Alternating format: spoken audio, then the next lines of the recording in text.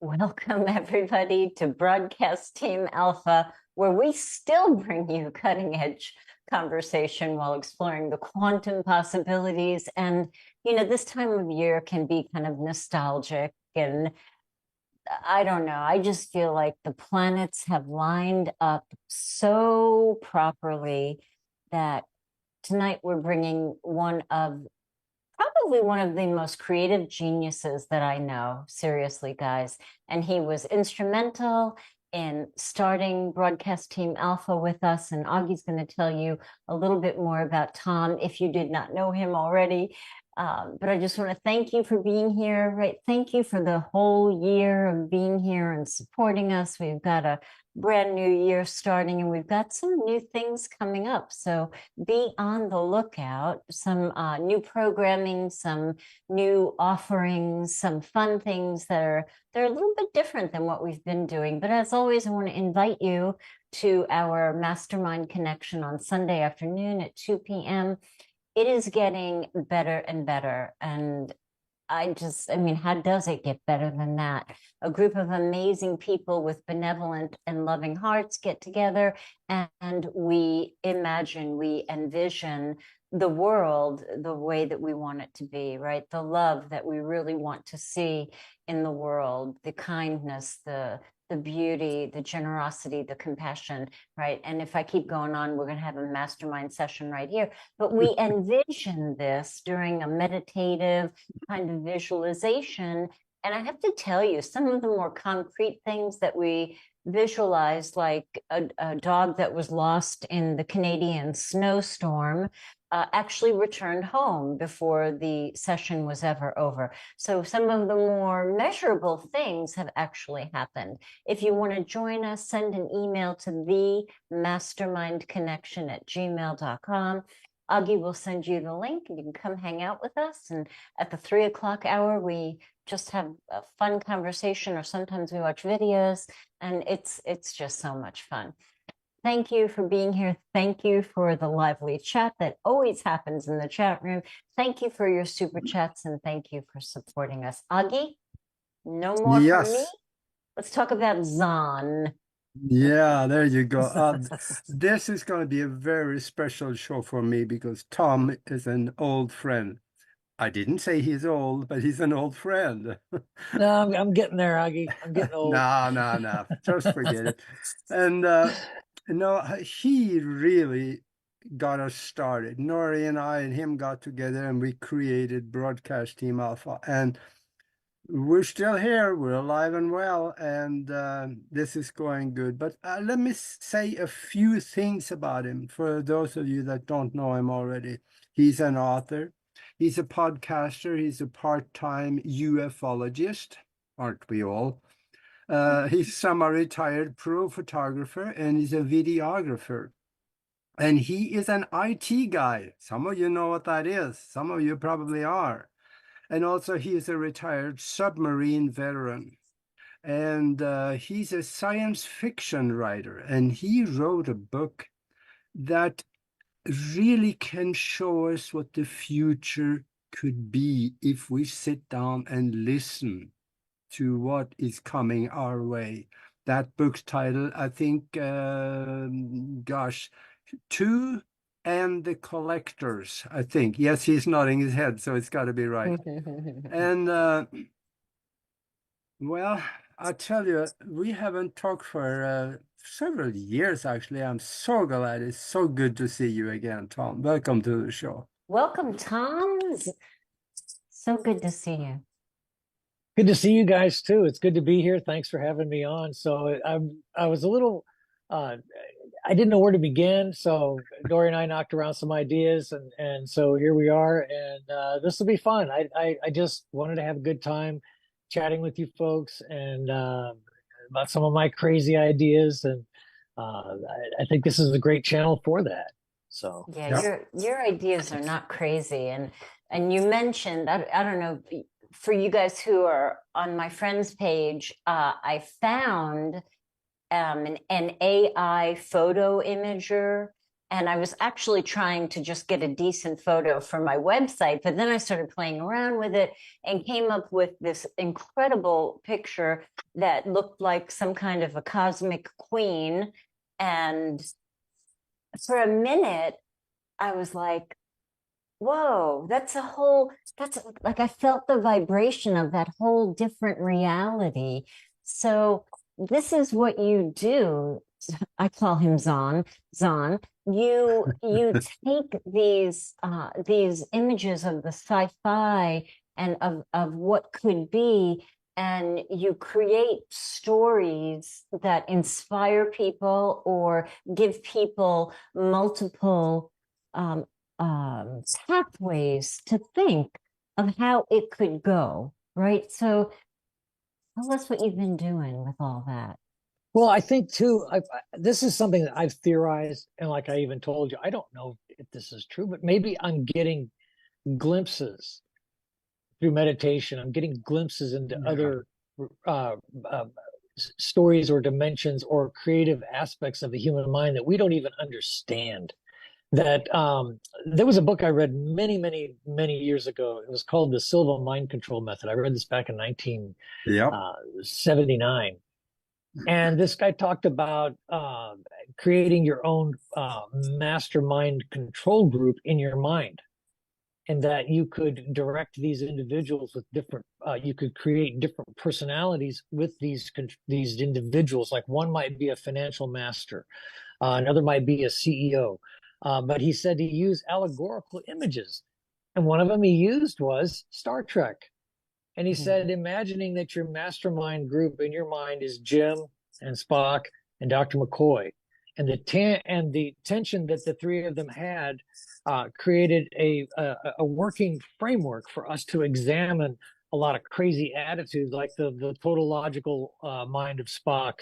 That, okay, dude, you're kind of gone overboard with this, and then Shatner kind of breaking through that, and then McCoy breaking through both of them. So it was an interesting dynamic, and I think it taught us. That's why I think people enjoyed it. They didn't really care. We all knew the plywood control panels. We all knew the cheesy sets. We weren't enamored by the cheesy sets. They had just enough there to let us be there mentally. We were more concerned with I think the dynamics of the characters, and I think that's what we want to try to do, is create characters that compel people to go, oh wait, maybe I could do that. Yeah, yeah. So what do your writings open up, right, as possibilities for the future? I mean, you talk often about there's a dystopian vibe, going on out there in many ways. And then on the other hand, like on the Mastermind on Sunday, we've got this utopian vibe, right? Trying to kick the needle over 50%, right? So tell us I think about that's the foundation. Yeah. Well, I think, see, you folks are deep in. The knowledge level you have on this is deep in.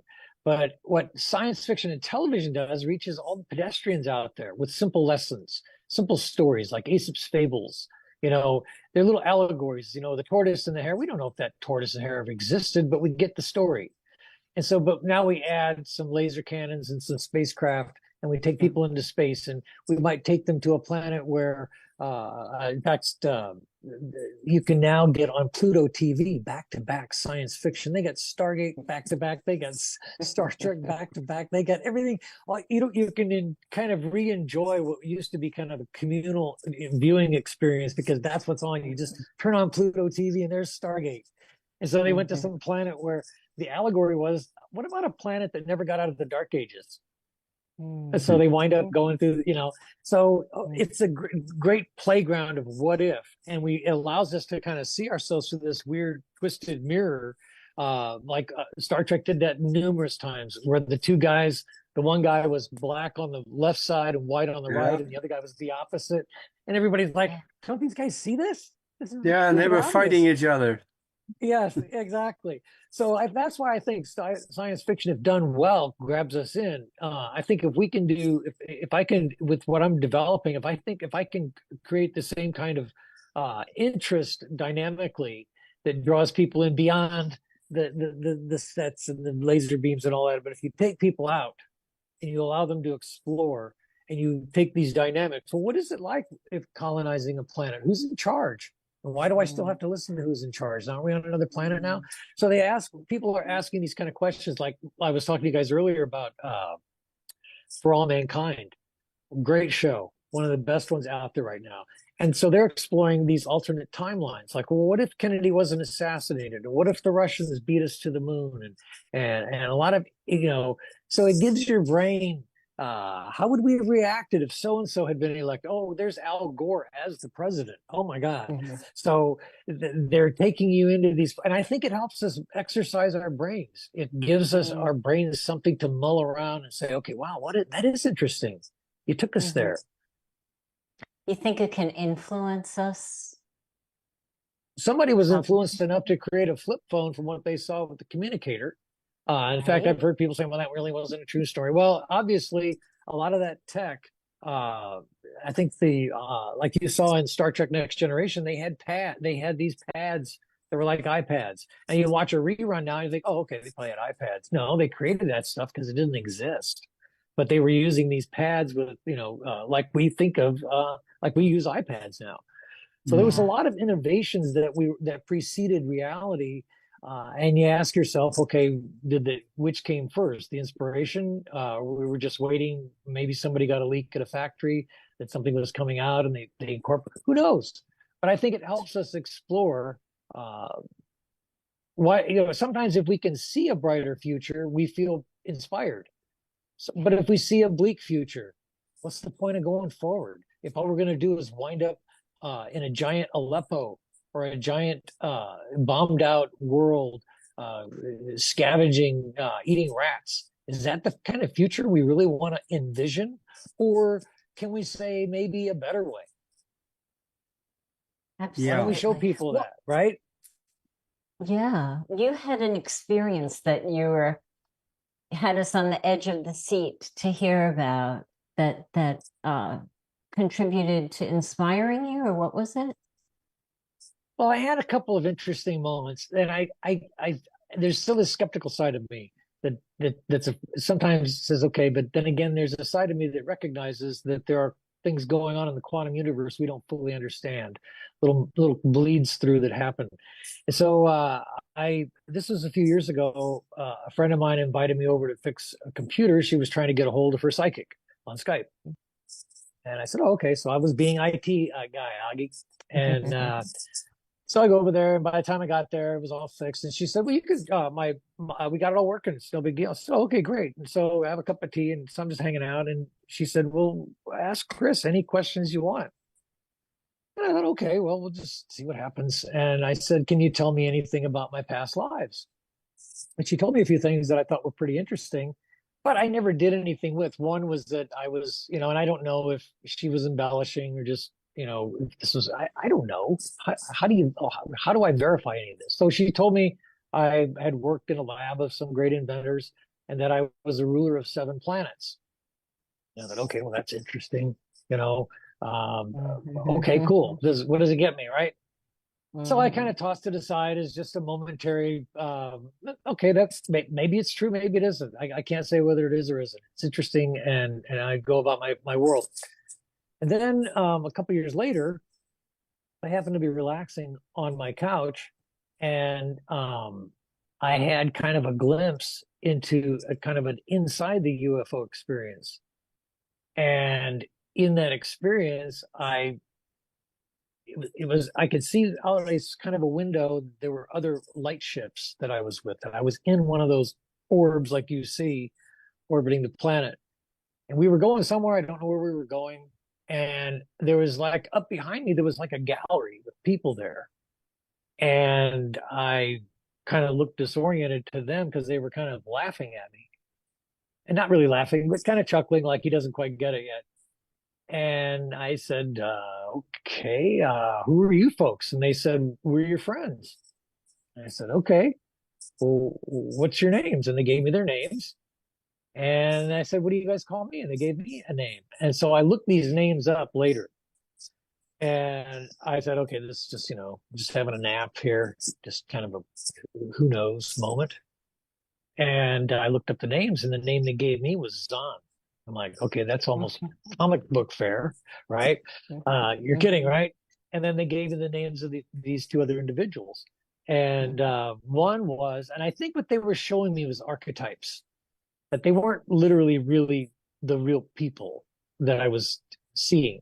They were giving me these archetypes of two other individuals. Like they were giving me something I could interpret. Like this picture, I can give you this individual here. Her name was Marika, and the other one was Zeravon. And I looked up both their names, and I'm like, okay, this doesn't exist anywhere. Neither one of these names. So I was always kind of like, okay, but what does this mean? I don't know what it means. And then one day, a couple of years later after that, I was meditating, and it was kind of bugging me. Okay, I said, okay, universe, what are the names of the 7 planets? Let's just say there's 7 planets out there. Let's just say it's all real. And it wasn't like I heard a radio voice or, some kind of a loud voice in my head. It was get a pencil and paper because there's a lot we have to give you. And I started writing it all down. Okay. And it was like, okay, I could probably get more if I said, give me more about this, because I think I showed you some of my notes, and it was a deluge of information. And that these individuals were part of a star system in Andromeda. And part of the vision was they showed me those planets, and then there's this impending doom that at one point I thought was the future was going to happen, but I think it was a premonition of what could happen in that star system. So it's just, I don't know if it's just glimpses or just a wild imagination, but I've never had that kind of inspiration just saying to myself, you know what, I think I'm going to write a story today. It just seemed a little bit more of a deluge of information. Like a download. That's what people are saying. And I'm saying, okay, well, I'm open-minded enough to accept it. There's so much going on in the quantum universe. You interviewed Russell Targ. I remember that interview, Augie, with Russell. I learned so much from that about Ingo Swann and all these guys, and they proved that the quantum communication can happen, telepathic. You had this giant waste of money with SETI, where they're aiming radio telescopes. And what is the range? 200 light years. And how are ETs supposed to communicate across vast intergalactic distances that some of them go? It has to be quantum based. It all bypasses space time. So, but I think science fiction allows us to explore that, Or is it really all happening there, right, in parallel universes, and we're tapping into pieces of it, or you're tapping into pieces of it, to get that download. And this was big. It was so big, It's a big story in my head. I'm saying, okay, well, you've gone completely delusional. No. Okay, so I said it's epic. It's difficult for me to get all of it down because there's so many elements, and then there's missing elements that I don't have yet. And I used to get frustrated because, okay, how does that line up? And one of the elements that came about, it was like, you need to write this down. This is the element. It had to do with the Anasazi Indians. I'm like, how does this even relate to this story? Well, as it turns out, in this story, they were removed from Earth, and they are a clean DNA sample, a reference sample, unpolluted, clean. Okay. So this is, and I didn't know this at the outset when I wrote it down. I didn't find out. I was like, why does that? It bugged me. Why is that? Why was I given that? So there's other little weird elements like that have come through where I get ahead of it, I get at the end of it, and then I got to figure out what came before that, or how did that connect in? And sometimes it makes absolutely no sense until later. So I don't fully understand it, but it's almost like it's just a giant dump, and then I've got to deal with unraveling it. Yeah, and the thing about it is, though, that we are starting to hear from scientists now that there could be several trillion, that's a T, trillion planets like Earth out there, somewhere in reality. Under those circumstances, there's very good likelihood there will be one, just like what you talked about. And you could have tuned into that frequency by imagining it, and you got information from it because, let's say they are about 80 light years away or more. That distance doesn't exist outside of the physical. It is that far apart, if that far. You could have gotten it. There were elements too in the storyline that were thrown in as we have to add this. I'm like, how did that? There's elements that seem to me part of the experience. Let me back up a little bit. Part of this experiment was, for me, I wanted to go through the process. It was almost a challenge to me to begin with back in 2014 when I came up with that story. The challenge was I didn't like what I saw on TV. I didn't like what I was hearing. It wasn't getting to me what I thought the real ETs and the real experience was going on with contactees, abductees, and other people who were having the real experience, not the Stargate, the TV experience that we all enjoy, which I love all that stuff. But it's the real experience that people are having that's even bigger than what we think it's going to be. And then I think we need to explore this whole idea of all, of contact and disclosure. What's it going to be like? What's it going to feel like when we see a giant ET craft sitting in orbit, sitting over the ocean, just off our coastal cities, sitting there, doing nothing? Let's just say they sit there for 3 days and then they go away and then they come back, maybe 30 days later. What does that do? That global exposure to that without saying a thing. What does that do to humanity? And that was some of the stuff that came to me. It was like, wow, what does that do to our supply chain? What does that do to who wants to be the delivery driver for UPS anymore at that point? All of Earth will stop. It will all stop. Right. Yeah, but I think things will be okay. I really think so, because people sometimes are stupid, but they're not morons. They know that we still got to live and we still got to keep doing things. So I think if we saw that ship out there, yeah, there's going to be some fanatical Christians that's going to run and find a hole somewhere and crawl in it, but that's not the whole thing. There's most of us would say, okay, now what's next? Show yourself. Well, you're asking the big question. You're asking the big question is, are we really ready? Yeah. So what you just said was, and in fact, there is a video out on the net. You guys have all seen it. And it's got that ET, and this snarky interviewer is asking him, so what about the future? What do you know about this or that? And this ET, everybody says it's an ET. It's not an ET. It's a guy. It's supposedly a time traveler from the future. And the entire interview lines up with, so what do you think the end of the human race is? And this future traveler says, dogma, religious and political dogma. That's our end. And so if we can show ourselves a little bit and begin to kind of laugh at ourselves and see, maybe expose some of our hypocrisies that we have towards our own species, the way we treat our own species across the globe. This is something I repeat ad nauseum. We have the technology, the capability, the manufacturing facilities, and the resources to feed, clothe, and shelter every human on this planet if we wanted to. Yes, we do. Yeah, absolutely.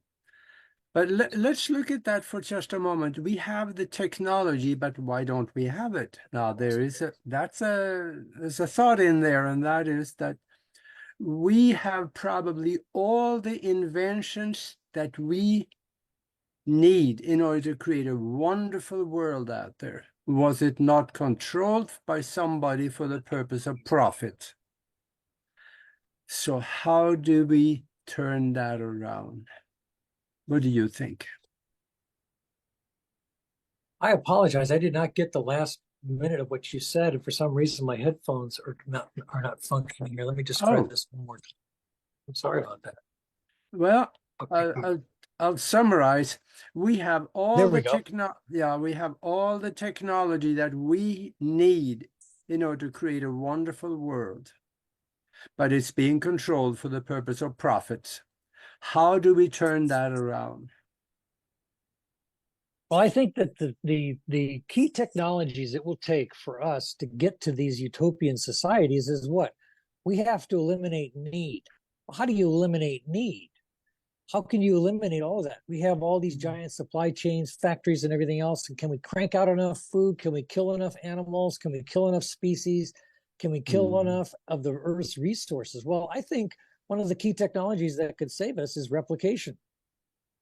Mhm. The ability to molecularly replicate solves all need. If everybody has in their home a dishwasher-sized replicator that is big enough to replicate 99% of everything you need: food, clothing, a medicine, whatever, computers. Go get yourself a new computer. There you go. Here's your new computer. Everybody, there will be no incentive to steal. There'll be no incentive to work. So then you say, okay, what are all these people going to be doing if you've given them everything and you give them replication? Well, number one, for example, some of the developments we have right now, I think, are going to be crucial for colonization. The ability to lab grow meat. Now, you might say, okay, that's gross. Are you going to eat cockroaches on Mars for the rest of your natural life on Mars? No, you're going to want a steak. Are they going to fly that stuff in? Or could they just have enough chemicals and resources there to grow lab grown food? So we're going to go, I think, from this manufacturing into replication. I think that's going to be one of the key elements for the survival of our species. That and gravitic control. Gravitic, the ability to create gravity or anti-gravity. Those two technologies are going to completely liberate humanity from this planet. Yeah. I think one of the biggest problems is that we're stuck here. Our brains are loving these images behind me. We want all that. Mhm. We want to go to space, right? But we Yeah. know that the chances in this lifetime are very slim that we're going to get out there. So I think the human spirit wants to get out there. Yeah. It's just that we don't have a collective will. Yeah. Enough of a Guys, collective will. just let's step back for a minute, okay? We were actually ahead of our time 5 years ago when we did that little series called On Our Planet, right? And we pretended in air quotes, that we were living on another planet, and we were explaining to everybody what life was like on our planet. And of course, the replicator was what you brought with you, Zon. And then, I mean, do you realize? I mean, that was like 3 or 4 shows that we did, and that was 5 years ago. And now we're so much closer, maybe, to something like that happening. I think maybe we were so ahead of it. We've all, I think, learned our. Can you guys hear me? Is mine working? Yeah. Okay. I think we've all kind of honed our message and what we really are shooting for a little bit tighter. This thing has bothered me for some time. There's always been this urgency to get this thing written, get it out there, get it written. And yet there's missing elements. There's this foggy veil that I've got to get through that doesn't have all the pieces. And I have to kind of wait for pieces. And then I get these big chunks. I'm like, what do I do with that? And who is this person? Why are they there? So it's kind of, it's a weird process that I'm open enough to say, okay, maybe it is possible. What if we could? Everything is possible because everything starts in the mind, and we have to have the vision in our mind in order for it to start. And we have that. Maybe others don't, but then what happens? We're talking about the big event coming. What is that? Is that a separation of timeline where we leave the scuzz buckets and the politicians behind and we move on into another reality, or we get stuck with them moving on? That is a good question too. And it depends on our vibration. Yeah. Well, I think you're correct, but I think also maybe we don't. Sometimes we forget about the neutrality of the yin and yang of the universe, that it'll give us a lot of times what we have envisioned for our future. For example, I think that if you want your religious outcome, that the universe gives you that religious outcome in your afterlife. Maybe that's what happens. Or maybe we get what has always occurred. Reincarnation is the thing, and you're back for more lessons. Um, I'm not sure yet. I think that maybe we get an afterlife that we imagine. That some people get Jesus and the angels, and some people get Muhammad and whoever, or some people get whatever their religious interpretation gives them. That's what their consciousness creates for them. I don't know. It's just a thought. Mhm. Yeah, yeah. I guess we don't know. That was kind of like what the kid that came to the master and he asked him, "What is it like after death?" And the master looked at him and says, "I don't know." The kid said, "Well, yeah, but you're the master." And the master told him, "Yeah, but I'm not a dead master." So we really can't know before it happened, do we? Or Well, we do we just not remember? don't like that because my experience, or maybe it was a dream when I was 16, that day that it was a neighborhood wide event. It wasn't me in the crib and a gray would come play at night. This was a neighborhood event, and it was a frequency that called us down to the water, called us down to the bay, the Great South Bay on Long Island. And you wonder how it would be. It's like nothing that you've ever done before. I mean, I got in my car, I drove the wrong way down a one-way street, and I parked my car on somebody's lawn and walked into a house of somebody that I didn't even know, because everything was so bizarre, being called down to the water to be met by these extra dimensional beings. Wow. So what would it be like? I don't think it's going to be, somebody was joking and said, imagine your boss giving you the day off, to have the first sighting. It's not going to be like that. It's going to be so bizarre. Yeah. It's something that you can only dream about, or brilliant minds like you, Zahn, your creative mind can begin to conjure up what that might even, feel like. Or maybe what it says about us is that what we're experiencing are these veiled messages that are not direct. Hi, it's me, the ETs, and there is obviously, I think, a higher wisdom at play, that we are just the children, and they're trying not to freak us out. I think they're trying to give us little dribs and drabs, enough to keep us moving. And one of which was a couple of weeks ago, I was at I was going to tell you the story. I was doing some video work for a customer, and I was at a hotel, and where their music pavilion was that I was shooting at was kind of back away from the restaurant. So there was kind of like an open area for people to just kind of go to the beach, stairs down to the beach and back to the hotel. So it's kind of a high traffic area that I was shooting across. And I was just doing my thing and just kind of enjoying the moment. And these people are doing their thing. And this guy is about 35, 40 years old. In fact, if he's watching, Dan, I'm giving you a shout out. He's with his son, and they're going down to the beach, and he turns and goes, "Hey, they're out there, man."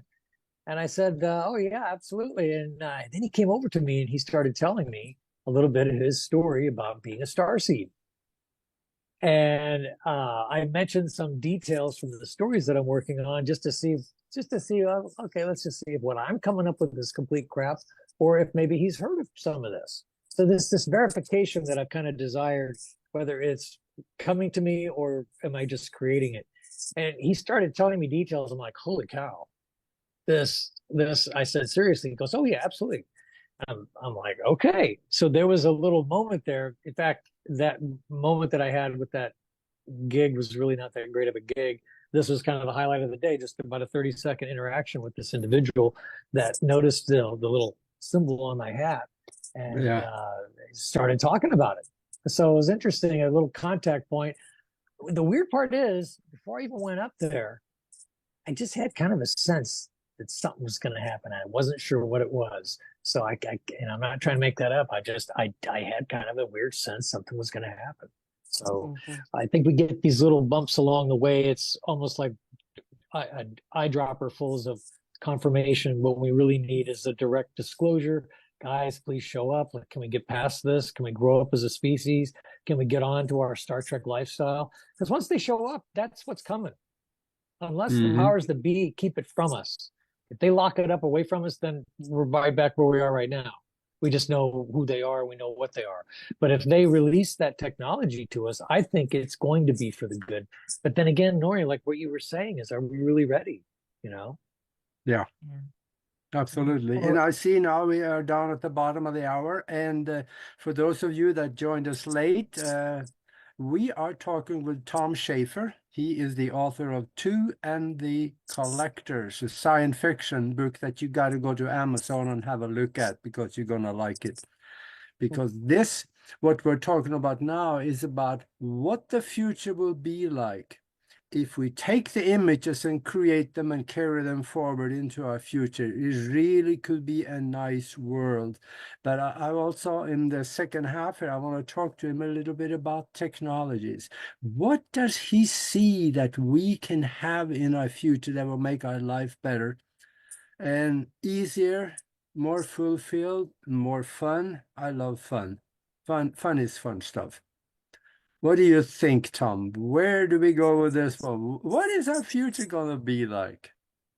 Well, like I mentioned earlier, if we have replication, then I think what we may go through is a replication overload. Like, you go to somebody's house and they got 10 TVs. And then I think we're going to burn out on it. And we're going to move to an era of less is more. And we're going to get tired of materialism altogether. And we're going to focus a little more navel gazing, a little bit more about becoming better people. I think it's going to take 10, 15 years once the disclosure really happens for us to really get a grip. That is, if we can leave this rock, that's going to be one of the big things, I think, is our ability to get off this planet. I think that Earth is where we may have started, but it's definitely not where we're going to finish. I think you're right. There is more. Yeah.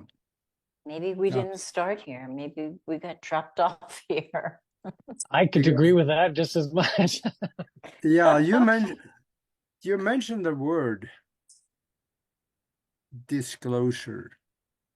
How we are being fed now, spoon-fed, but there's a lot of spoons right now, and we're getting a lot.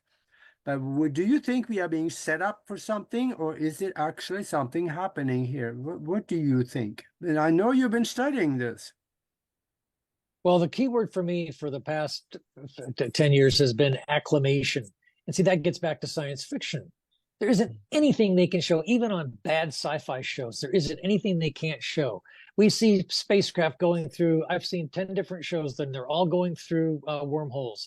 They all have personal avatars. They all have AI that helps them or doesn't help them. So there's one recently, Beacon 23, where the AI is a little bit crazy.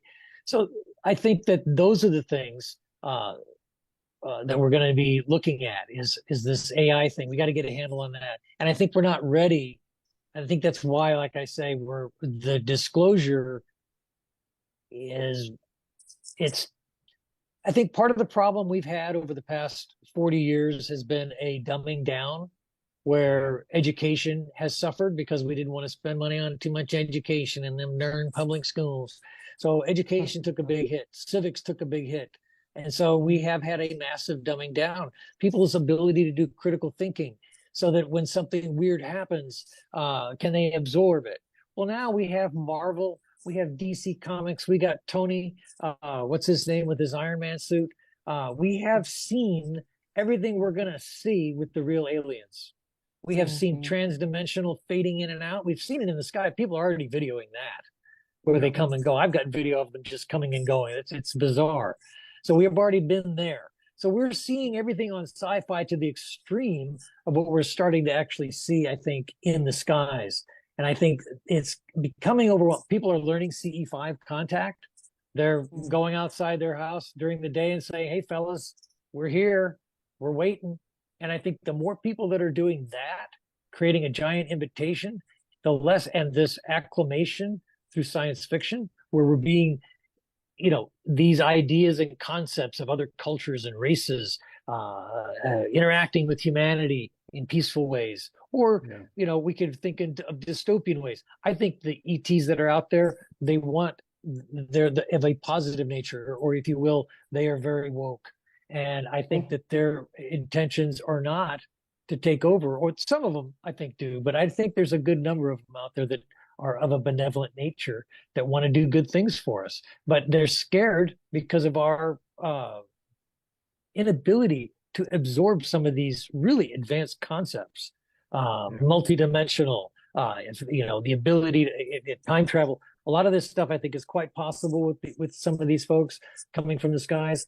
So for us, they're godlike with the stuff they can do, and I think maybe we're not as ready as we think we are.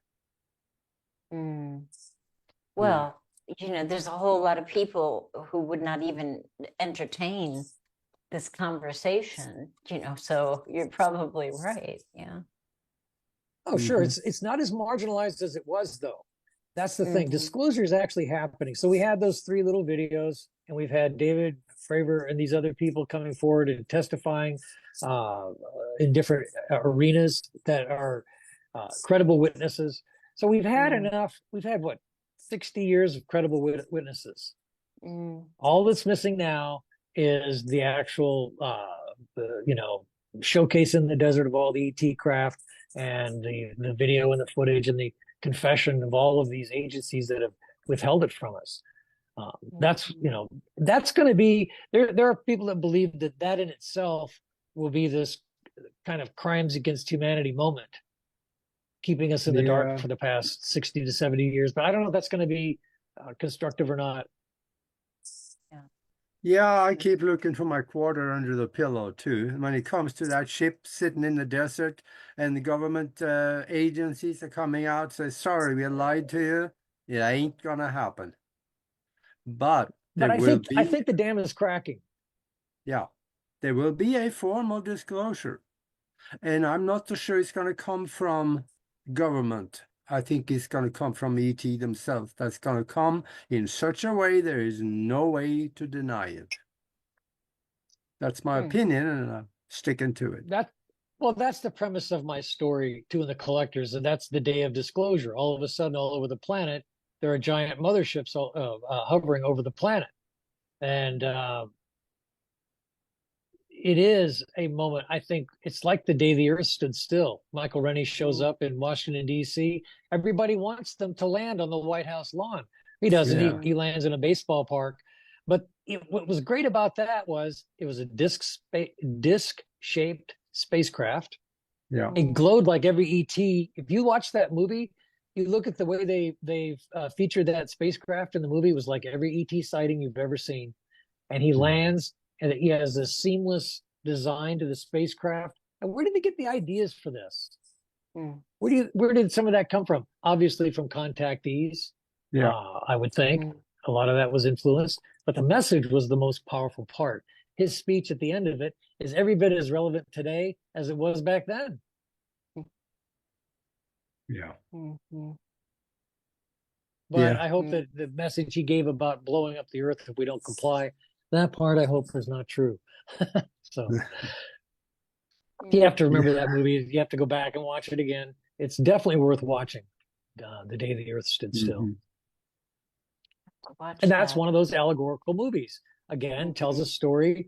What if an ET comes to Earth and he winds up mixing with the population and he starts to see Earth the way we do? And then, he goes back to being the ET, and he's got this awesome lecture at the end of the movie. So definitely worth a watch. I think it was better than the new one they came out with Keanu Reeves. Was horrible. And they completely twisted the story. And I think they tried, but I don't think it was as good as the original. So yeah. I Yeah. still think that vibration and, you were talking about CE5. Zan, we were talking about CE5 5 years ago, you know? Um, and it's all about vibration, and it's all about the thought vibration that we put out. And I think it's important to even if it's not true, right? If we err on the side of love, if we err on the side of goodness and kindness and compassion, I can't help but believe that beings that are more advanced than we are would not want to connect with that vibration than some of the other vibration, that's out there. What do you think? Yeah. I agree, and I think that's why I'm saying, what kind of vibration are we putting out there? This is you got if you start to kind of connect some dots. For example, when you look at abductees, what do they have? Little tiny specks, tiny little things that are they dissolve when they try to pull them out. And these ETs are using these little tiny things to track them across who knows how far away, right? And we think we understand technology. These people are operating at levels that we can't even imagine. And I think maybe that's why there are limits, and that's why we need to tune in to the good ones. If we're gonna put a wave out there, we're gonna put a vibe out there, we're gonna put a thought out there, then let's put a good one out there. Let's try to get the good ones to come instead of focusing on all these. I'm not trying to, and I've told people this, I'm not trying to sound like Tipper Gore and all video games are evil, but there is something about us focusing our minds for long periods of time and generating into the subconscious, into realms I don't even think we understand. I don't even think we know a lot of times what's happening. And then we were generating this wave, and how many people are generating that wave against what you guys are trying to do? Like on a Sunday, you have your mastermind thing. You guys are trying to generate a positive wave. So we have this, who's going to win? Yeah. Yeah. Yeah. And I think that's why I don't even know if it's a matter of winning or losing. I do believe that the presence of love doesn't change evil, but it kind of squeezes it out, right? You can't really change it, but it dominates. It dominates. It comes to the forefront. What little I know is that love and light, it's easier to lean that direction. It actually takes more work to go negative. And I think it costs nothing to smile. It costs nothing to say thank you. I'm dealing with issues in my life, and I'm trying, I'm learning, I'm seeing, I'm being shown things, and it's embarrassing sometimes. And but I think if we keep trying to lean positive, we just keep trying. We say, okay, no, you know what, I screwed up there, but I'm going to keep trying. I'm going to keep trying to lean positive. I think that's the most important thing. And that love, I think there's so much toxicity going on in our world right now. We need to gravitate towards the love. True. And if it's not true, excuse me, right? If we find out, in the end that none of this is true, at least we spent all of this time personally, in our heart center, in love. I mean, how do you want to live your life? I mean, if you err on the side of love, I mean, that's a pretty good life, This is, I think, the part where science lets us down. We all hold in our hearts the fact that, yes, we know that science and the scientific method, we all love all that stuff, but science doesn't answer a lot of these gray areas. And in these gray areas, people are seeing things happen. They're seeing stuff that doesn't make sense. They're getting glimpses. They're getting, they're getting, like I say, we're tapping into things we don't fully understand. And I think we just have to be open. Like if what I'm getting is worthwhile, then I'm happy about it, and I want to turn it into something. Otherwise, I'm just wasting my time.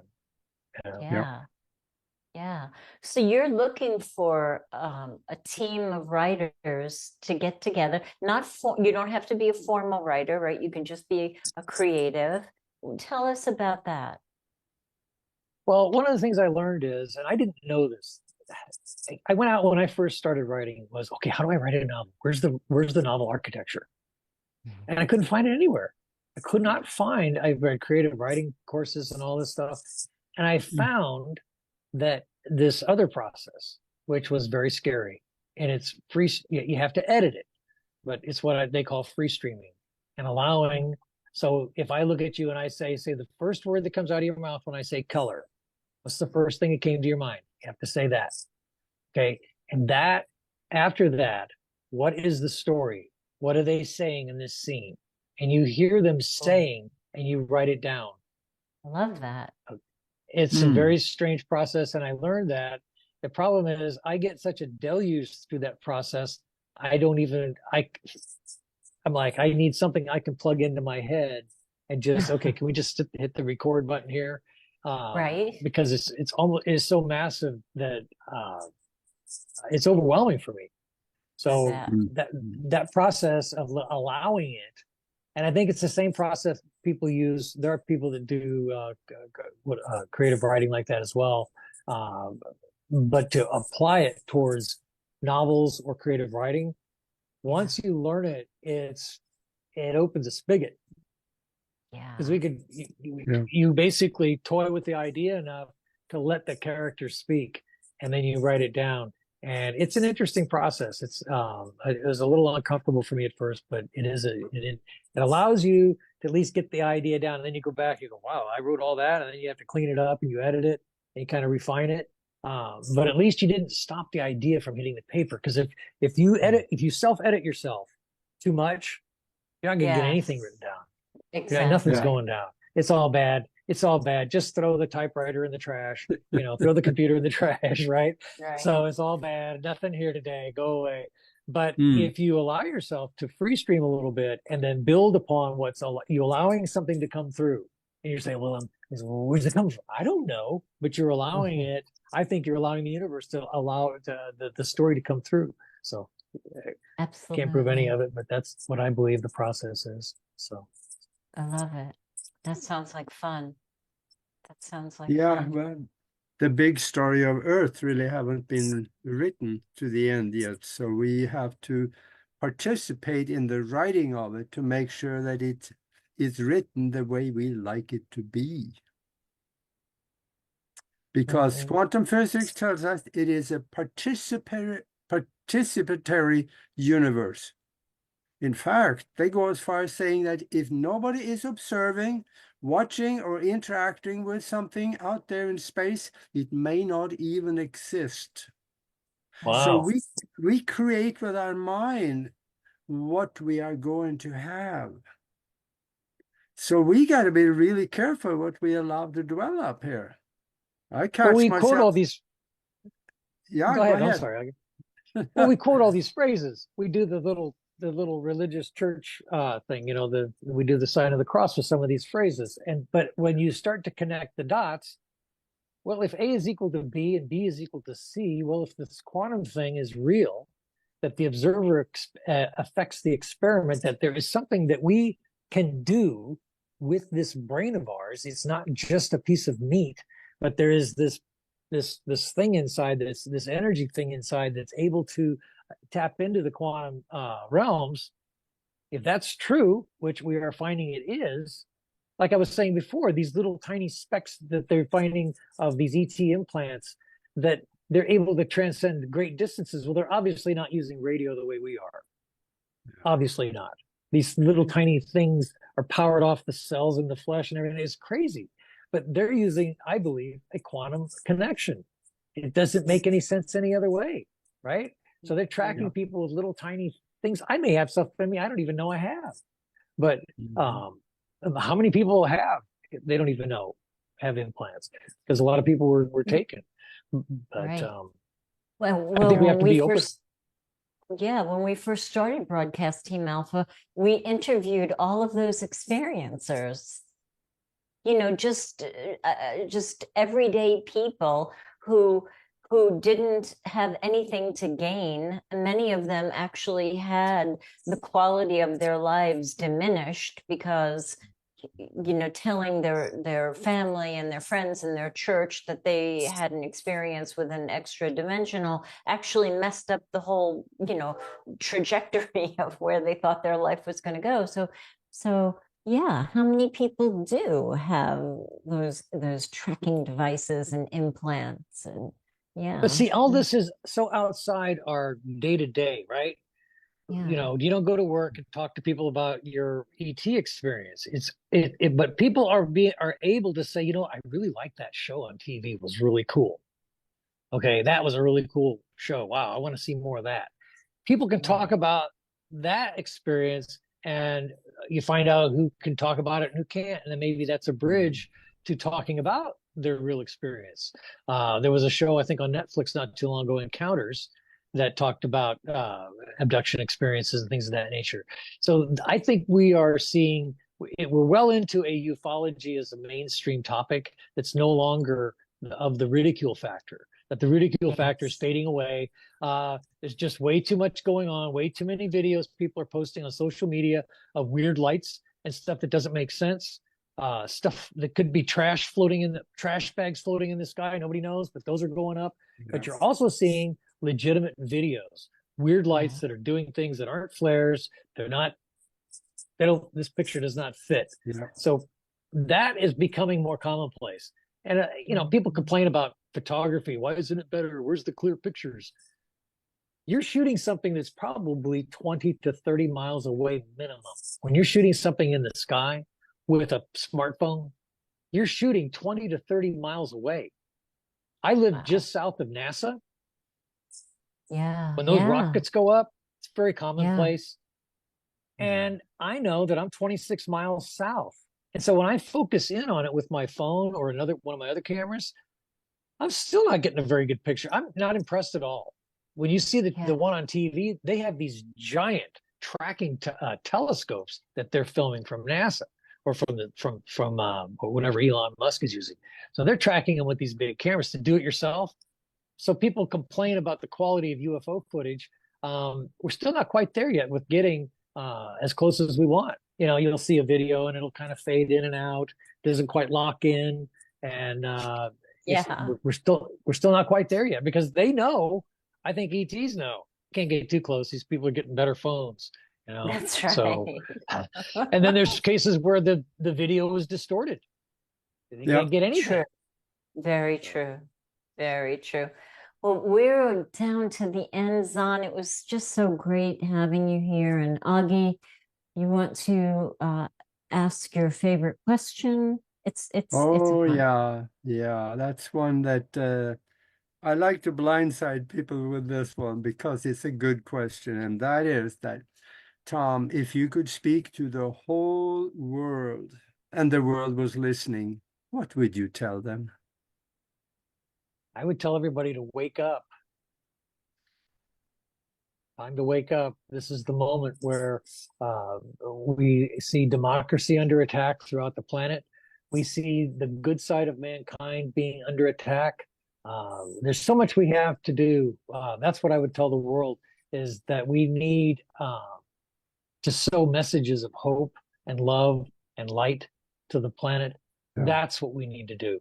That's really what we need to do. And that's what I'm striving for in my own little corner. That's what I'm scratching on. That's what I'm going to try to do. I love it. Absolutely. That goes Thank exactly. You so much. Yeah, that goes exactly like what President Eisenhower said. He said that one of these days, mankind will want peace so much that governments have to get out of their way and let them have it. We gotta want it. Sounds good. Yep. We're nipping at that right now. More people waking up and we're going to be there. Make it happen. Yeah, I think we have to learn that we got to participate in the process. We need to be part of the solution and not the problem. Yep. Absolutely. Beautiful note to end on. Zahn, thank you. Tom Schaefer, thank you so much. It was so good hanging out with you again. Augie, thank you. Mac, as always, thank you. Everybody in the chat room, and if you're watching on the replay, thanks for being here. Happy holidays, everybody. We'll see you next time. Good night. See you later.